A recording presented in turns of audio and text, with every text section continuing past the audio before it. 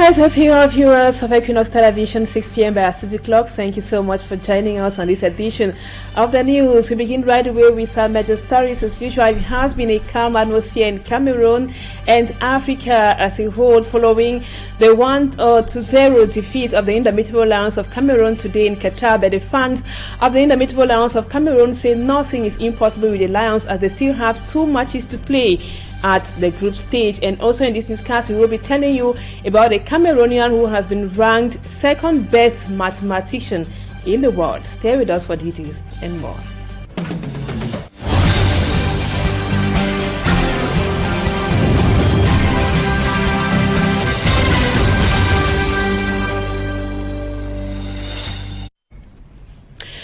Welcome back, viewers. We begin this edition of the news with this sad human interest story where an alleged armed bandit was reportedly beaten to death in Nyala. Nyala is a locality in the Douala 3 municipality here in Douala. Our reporter Lucy Liengu sent a report which comes up next, tells us that jungle justice is becoming more and more common in our society, especially in the economic capital, Douala. An alleged bag snatcher has been reduced to ashes in Nyala, Douala 4 subdivision. Eyewitnesses say he was in the process of snatching a woman's bag when he got intercepted by the angry mob. Elements of the police arrived on the scene when the furious population had taken the law into their hands. A similar situation of jungle justice in Bonaberi Douala 4 subdivision, where the population laid hands on a suspect who, according to them, has been terrorizing the neighborhood. He stole the phone but denied. The population got him well beaten. After the torture, he then accepted. Yes, he stole the phone. On him were 2 phones. He is known for stealing. It is not strange. What happened is that the woman was on her way to work when he snatched away her phone. She shouted. Luckily, the population got alerted. That is how we got him. While in Banga-Mongo division of the Littoral region, the elements of the National Gendarmerie have laid hands on a suspected bandit who, according to them, is a member of a gang all the way from Bangante. Following investigation, sources say the alleged thief came to Banga with a stolen bike, while the owner of the bike had been killed by the gang. The security officials say investigations have been launched to arrest the rest of the members, while the suspect is in custody. Drawing the attention of the population, the forces of law and order call on the population to collaborate by denouncing such acts and also remain vigilant. And a legal mind and also a member of the Cameroon Bar Council, Barrister Tamfu Richard, says jungle or mob justice should be avoided by the local population because it is an unlawful act. But he says it persists in our Cameroonian society because the local population have somehow lost trust in the justice system of the country. Innocent Asset tells us more. It is usually common to find people executing jungle or mob justice on a suspected hoodlum instead of presenting the person to the forces of law and order. To Barrister Tamfu Richard, this is unlawful. There are some principles in law that you cannot take the laws into your hands. So if people find pleasure or think that maybe rendering justice to themselves is the proper way, that is very wrong. That's not permitted. So mob justice is not authorized. When somebody is maybe caught flagrant delicto, maybe while committing an offense, what the population should do is that they should arrest the person and bring the person to the nearest police or gendarmerie unit. We have the courts, we have judicial officers. Barrister Tamfu Richard thinks people decide to render mob justice because of the decayed justice system in Cameroon. The problem is that people have lost confidence in the justice system because, you know, the justice system is very corrupt. Criminals who have their money always find their way when they are before the court system. So the population feels that the court maybe, or the system is not aiding them or helping them. So, and they are tempted to think or believe that by engaging into the practice of mob justice, they are rendering justice to themselves, which is contrary to the laws of the Republic. To the legal mind, those who decide to be judges are putting themselves at risk. For example, if you assault somebody and the person has injury during the act, that will come. That's to be a misdemeanor, which can take you for an imprisonment term from more than 10 days to less than 10 years. So it's a serious offense. While jungle justice is gaining grounds in President Paul Biya's country because of what the Cameroon Bar Council member qualifies as corrupt judicial system, Barrister Tamfu Richards, however, rebukes the practice and calls on Cameroonians to better do what is right and stay out of trouble. And now, viewers, we told you in the headlines, a Cameroonian from the central region of the country has been ranked second best across the world in mathematics. He is Abdong Atangana, is a professor in South Africa. Our reporter Glory Mala now profiles the genius who is from Esono in the central region. More wins for Abdong Atangana as he is ranked the second best mathematician in the world. The 35-year-old Cameroonian is a professor of applied mathematics at the Institute of Groundwater Studies in the University of Free State, South Africa.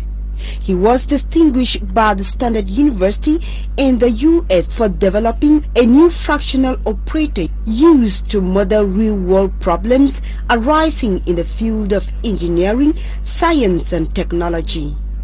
The native from Elik-Nfomo, a locality in the central region, rose to prominence in 2020 after being named one of the 10 South African scientists who made up the top 1% of scientists worldwide, according to the Clarivet Web of Science list. The researcher is listed as one of the best scientists in the world on the UFS website. He was chosen as Fellow of the World Academy of Science in 2021 for his contributions to the development of science in underdeveloped nations. And he is one of those several Cameroonians who are best in their domains but exercising or practicing out of the country. And now we talk something else. Startups in Cameroon have advanced various reasons that is hampering their growth. Tackling these challenges such as limited capital, lack of support from the government and investors was the objective of a meeting that took place here in Douala. Let's now have more with Immaculate Fokwe. Startups emerge every now and then in Cameroon. Some of them crumble after a few months of existence, while among those existing, many are barely surviving. Challenges of capacity, so we have to build capacity. Once we've built capacity, we want to be able to build entrepreneurs. And once we've done that, what we want to do is also attract investment. So capacity, investment, those are some of the challenges that we've had in our sector. Meeting at the Festival of Entrepreneurship and Digital Innovation, these entrepreneurs are finding solutions on how to enhance the development of startups. This event is a main effort to make all the countries of the region to work together to promote entrepreneurship and our digital economy. In Gabon, we've been working very hard to make sure that we have the proper infrastructure, so the youth and the women particularly can have the opportunities to take advantage of this digital economy. Acknowledging the amazing work done and potentials these startups have, government authorities say they are willing to accompany them. The milestones that have been achieved so far, you can see the proliferation of startups, of incubators, which precisely is this translation on day-to-day basis of what, in terms of creativity, in terms of innovation, our young brothers and sisters are able to do. And we are all committed in terms of not only linking them with traditional partners, but also with cooperating partners. According to participants, the 3-day program is expected to go a long way in enabling them young startups have a strong economic grip that will help their innovative ideas stand the test of time. They are urging the government to engage themselves in the activities so as to boost their efficiency and effectiveness. And now we talk sport. Some public structures in Cameroon, especially here in Douala, put in measures to ensure that work wasn't perturbed during the match between Cameroon and Switzerland. They ensure that the workers who are patriotic could watch the match and also serve Cameroonians at the same time. What are some of those measures they put in place? Let's now get the answer with our reporter for me, Armstrong Sander. Our first stopover was at the Douala Lakintini Hospital, one of the most solicited of the economic capital city Douala. At the conference hall of the health establishment, we met workers or supporters of the indomitable Lions.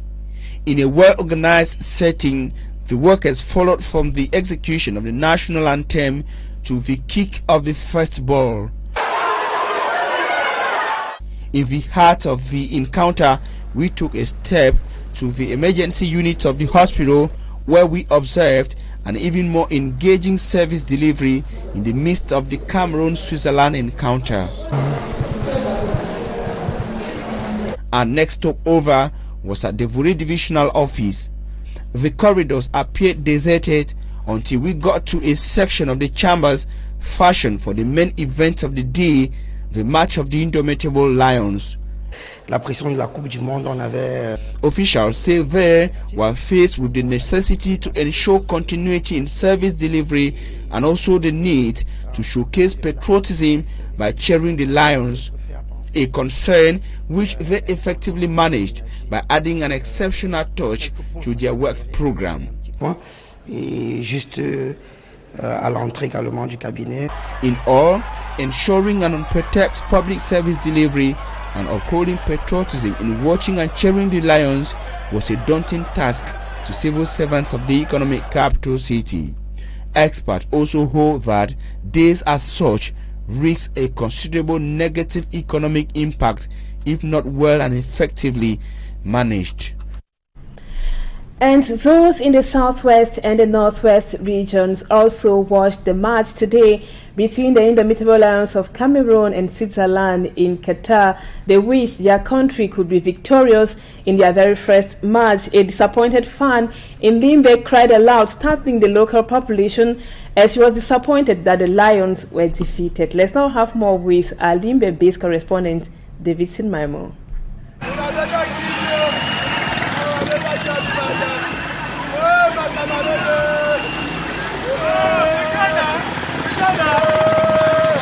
This young man could not hold himself as he cried in the middle of the road, saying he wants a car to hit him.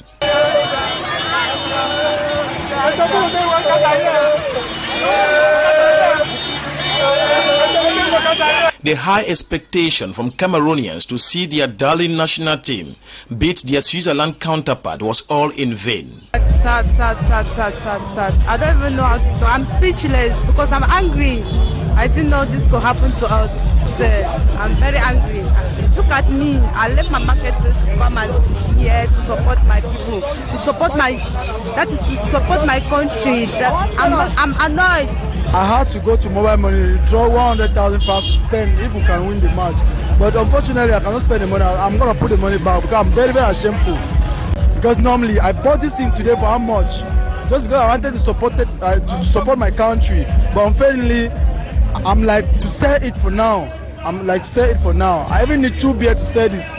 The disappointed fans say all hope is not lost. Disappointed? The guys played well, but we're looking forward to the next matches. Anyway, I'll still give them courage. The next one they'll do it more than. Of course, the next match we're gonna win it. We're gonna win the next match, but I'm very, very annoyed today because the opening match we had to give courage for the fans of Limbe Soccer City. Everything being equal, Cameroonians are praying and hoping the indomitable Lions of Cameroon qualifies for the next stage at the FIFA World Cup in Qatar. Go Lions! Go Lions! We'll take that for both. Davidson Maimos there reporting from Limbe. Now we move over to Qatar to meet our special envoy there, Smart Njikan Gabriel, who tells us that the defeat of the Lions today has not demoralized the fans of the Indomitable Lions of Cameroon. In Qatar, they maintained their slogan in broken English, which is, "We go take that cup." Our special envoy Smart will tell us that the fans say all is not yet lost. Hello, Smart. It is all ended at the Al Janoub Stadium here in Qatar. The Indomitable Lions of Cameroon, we were hoping, will pick up a point or maybe a victory over their Swiss opponent. Unfortunately, a goal from Brel Mbolo, a Cameroonian, nailed the Indomitable Lions, who will have 2 other games to decide their fate. The supporters who came here to give a push to the Indomitable Lions went home with mixed feelings, while some think the Lions can make it to the next round by beating Serbia and Brazil. My name is Dr. Corentin Tala. Everybody knows me in Cameroon like General Schwarzkopf. I was very pleased with the first half of the game. We played very well, but the second phase of the game was very distasteful. At the end, the defense were playing as if we were winning the game. We were supposed to play forward, but we're playing backward, which was good. And then we lost a lot of passes. It was a good match as compared to what we see during the preseason or during the warm-up matches, the friendlies. It was good during the first half, but the tactical changes the coach made, I'm sure it is what cost us the defeat. They really put up a very good show. We are impressed about what they showed as compared to the friendly games they played before. In a game of football, there's always a winner and there is a loser. I believe in the next match we are going to come out strong. I still believe we must take the cup. We're going to take the cup, boys. I was a little bit impressed by the first half. Others say the changes made by Rigobert Song-Bahanak during this encounter were not the best. During the second half, the changes that were made, I think by my perception, I don't think they were very good, especially the attack changes. I agree with the replacement of the Song in the last minute. That wasn't a good replacement because both people that went into the stadium, they did not very perform well. They could have left Choupo-Moting or one of Choupo-Moting or Ekambi and put somebody else. At the Al Janoub Stadium here in Qatar for Equinoxe Television News, Eric Watat, Carlos Minwe, Rafael Dipanda, Smart Njikan Gabriel on special assignment at the 2022 World Cup.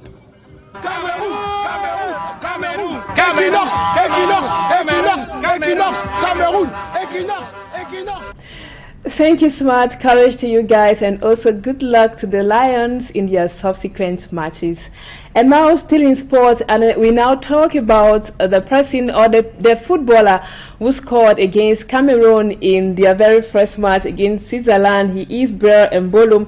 An emotional moment for Cameroonian-born Mbolo, as he somehow could not celebrate after scoring the lone goal against Cameroon's nil for Switzerland at the World Cup Group G match at the Al Janoub Stadium in Qatar earlier today. Born to Cameroonian parents on February 14, 1997 in Yaoundé, Brel Donald Mbolo moved to France with his mother at the age of 5 and later settled in Switzerland, where he got citizenship and also became a Swiss professional football player. His goal against his country of origin or country of birth has sparked mixed feelings, somehow especially on social media among Cameroonians, while some from his home country, Cameroon, see his goal scoring as betrayer in quotes. His fans praised his refusal to celebrate as a mark of respect for his fatherland. And viewers, that was what we put together for you this evening on the news on Equinoxe Television. Thank you so much for always being there. Don't go away, our programs continue. You will be meeting Sir Shalengo too with his guests or panelists in the other studio for your special sports program. And at 8 p.m., Julia and Beth Beside will be here for the news in the French language. Bye-bye for now.